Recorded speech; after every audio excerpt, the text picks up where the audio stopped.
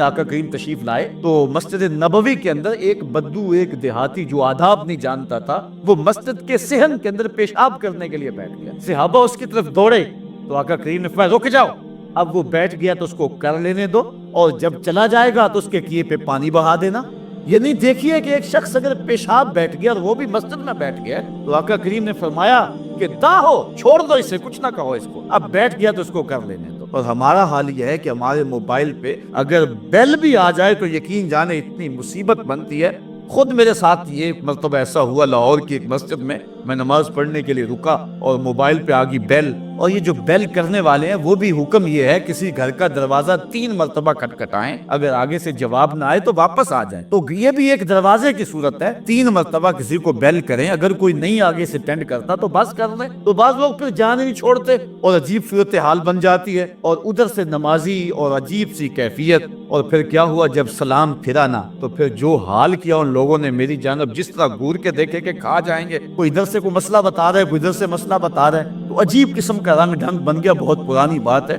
یہ ایک عجیب سی صورتحال ہے۔ اس طرح ہمارے واعظین کا بھی طریقہ ہے، اور یہی وجہ ہے کہ لوگ ان کی مجالس کے اندر جو ہے وہ آتے نہیں اور بھاگ گئے ہیں، اس طرح لوگوں کی تذلیل کرتے ہیں اور اس طرح جو ہے وہ لوگوں کو رسوا کر کے رکھ دیتے ہیں۔ ہر شخص کا اپنا مزاج ہے۔ دیکھیے، کوئی آدمی سبحان اللہ کہہ کے اپنے جذبے کا اظہار کرے، کوئی آدمی صرف سر ہلانے پہ اکتفا کرتا ہے، کوئی ایسا بھی ہے کہ جو بات کو سوچتا ہے اور اندر اندر جو ہے وہ اس بات کو اتارنے کی کوشش کر رہا ہے، اور کوئی ایسا بھی ہے جو آنسو بہا کے داد دیتا ہے، اور ایسا بھی کوئی ہو سکتا ہے جس کو تمہاری بات پسند بھی نہ آئے۔ لازمی تو نہیں ہے، مسلط تو نہیں ہے بات، اس لیے تم لوگوں کے اوپر چھوڑ دو نا بات۔ اور تم نے یہ کہا کہ بس سبحان اللہ کہنا اور ہاتھ کھڑے کر کے کہنا، اور ہاتھ بھی دونوں، اور پھر ہمارے نقیب جو حال کرتے ہیں، یہ دکھڑے ہیں، یہ میرا مضمون تو نہیں ہے، لیکن مضمون کے ضمن میں بات آگے اور میں کر رہا ہوں۔ وہ جس طرح وہ کرتے ہیں کہ جس نے مدینے جانا ہے وہ ہاتھ کھڑا کرے، ایک مجلس میں نے کہا میں مدینے جانا بھی ہے اور ہاتھ بھی نہیں کھڑا کرتا، یہ کوئی لازم ہے کہ جو ہے وہ تمہارے کہنے کے ساتھ مجھے ٹکٹ مل جائے گی؟ عجیب سی کہانی ہے۔ تو یہ عجیب ایک صورتحال بنی، ہم نے اس کلچر کو بدلنے کی کوشش کرنی ہے، اس ماحول کو بدلنے کی کوشش کرنی ہے، اور میں اس حدیث کے ضمن میں یہ ساری تشریحات رکھی ہیں کہ حضور اگر کسی شخص کو کچھ کہنا بھی ہوتا،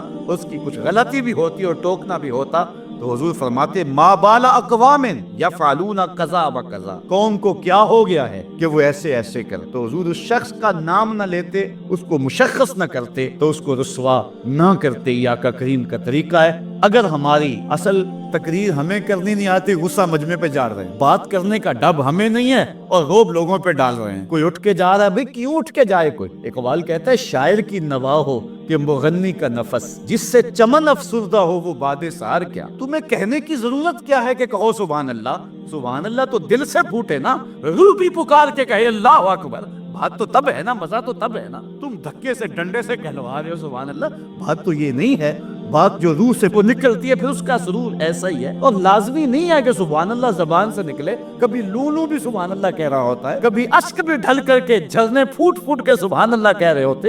ہر شخص کا اپنا ایک تیور ہے، اس کا اپنا ایک انداز ہے۔ تو آقا کریم اس بات کا لحاظ رکھتے، اس بات کا خیال رکھتے کہ حضور مشخص کر کے کسی کو یوں نہ کہتے، بلکہ فرماتے ما بال اقوام یفعلون کذا و کذا، کہ لوگوں کو کیا ہو گیا ہے کہ وہ ایسے ایسے کرتے ہیں۔ ہاں، اگر پیار کے لہجے میں اگر آپ کسی کو ترغیب دے بھی لیں تو وہ اور بات ہے، لیکن کسی کے اوپر مسلط ہو کر کے اور جو ہے وہ اپنے مزاج کے مطابق، بالکل آپ اگر سوچیں کہ ہر ایک کا مزاج بن جائے تو یہ ناممکن ہے۔ اختلاف سے کائنات کا حسن ہے اور کائنات کا جمال ہے۔ حضرت ابو بکر صدیق خاموشی سے اللہ کا ذکر کرتے تھے اور حضرت عمر رضی اللہ تعالیٰ عنہ اونچی کرتے تھے۔ ایک دن حضور نے دونوں کو بلایا، کہا تم آہستہ آہستہ کیوں تلاوت کرتے ہو اور تم بلند آواز سے کیوں کرتے ہو؟ حضرت عمر رضی اللہ تعالیٰ عنہ بولے کہ میں شیطان کو بھگاتا ہوں اور سوئے ہوئوں کو جگاتا ہوں۔ تو فرمایا اے ابو بکر تم آہستہ آہستہ کیوں قرآن کی تلاوت کرتے ہو؟ کہا جس کو میں سناتا ہوں وہ آہستہ بھی سن لیتا۔ تو ہر شخص کی کیفیت اپنی ہے، ہر شخص کی کہانی۔ اچھا،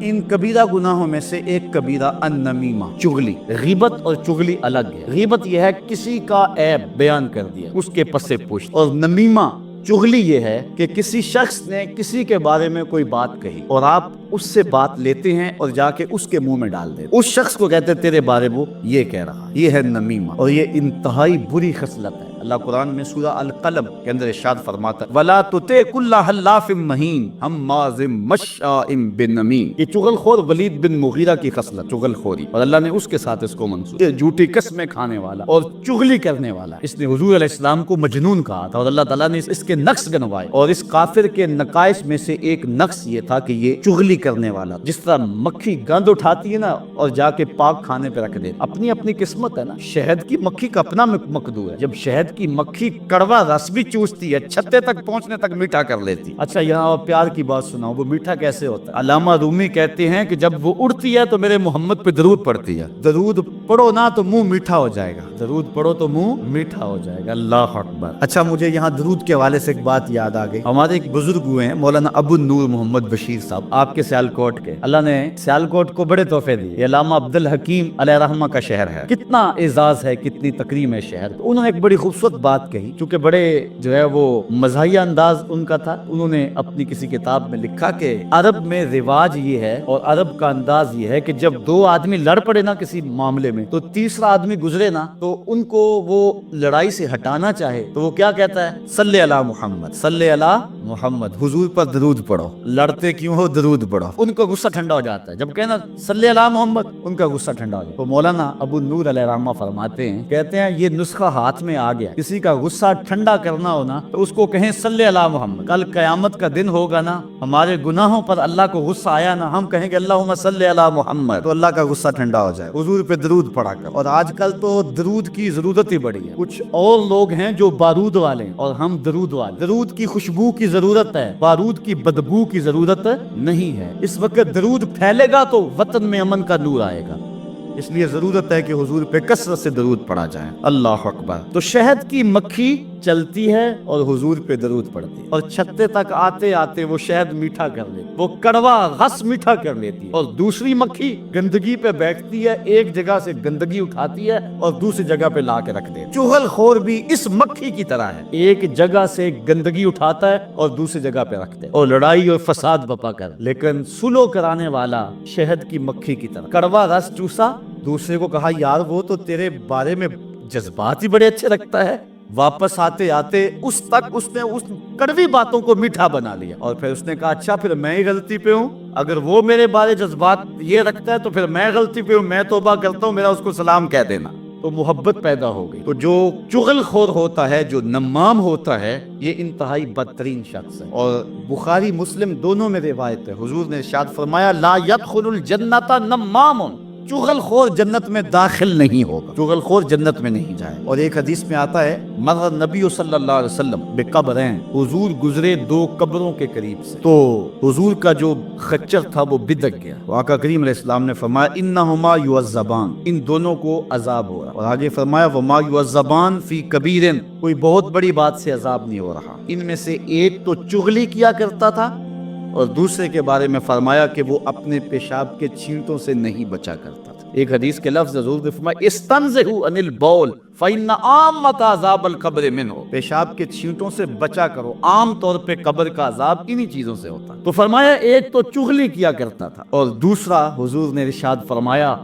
کہ وہ پیشاب کے چھینٹوں سے نہیں بچا کرتا تھا۔ حضور نے ان کی مرض کو دریافت کیا، حکیم حاذق وہ ہوتا ہے جو مرض بھی پہچانے، تشخیص بھی کرے، بعد میں تدبیر بھی کرے۔ پھر آقا کریم اللہ اکبر رحمت للعالمین، آقا نے ایک شاخ لی، اس کے دو ٹکڑے کیے، سبز شاخ، اور ایک اس قبر میں گاڑ دی اور ایک اس قبر پہ گاڑ دی، فرمایا جب تک یہ سبز رہیں گی اللہ کی تسبیح پڑھتی رہیں گی اور ان سے عذاب رکا رہے گا۔ میرے والد گرامی اللہ ان کی قبر پہ کروڑوں رحمت نازل، آپ فرمایا کرتے تھے جو حکیم ہوتا ہے کامل حکیم، وہ عارضی علاج نہیں کرتا، پکا علاج کرتا ہے، تو جب تک وہ شاخیں سبز رہیں گی تو عذاب نہیں ہوگا، تو جب خشک ہو جائیں گی تو عذاب پھر پلٹ آئے گا۔ تو آپ فرمایا کرتے تھے اس حدیث کی تشریح میں جن شاخوں کو حضور نے دستے کرم سے لگایا نا وہ سبز ہی رہیں گی، وہ خشک ہو ہی نہیں سکتی ہیں،